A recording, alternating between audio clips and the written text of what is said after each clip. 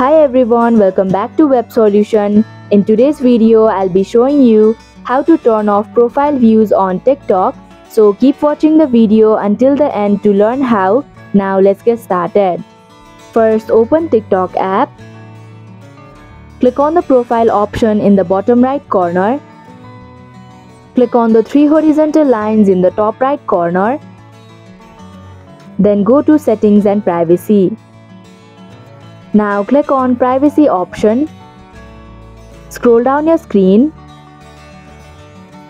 and click on Profile Views option. Here you can see that Profile View option is turned on. Now you'll just have to turn off the button. And that is how you can turn off profile views on TikTok. I hope this video was helpful to you. If it was, please give us a thumbs up. If you have any questions or feedback, please leave a comment in the section below. Do not forget to subscribe to our channel for more updates and click the bell icon to receive notifications whenever we post a new video. We'll be back soon with a new video. Thank you for watching.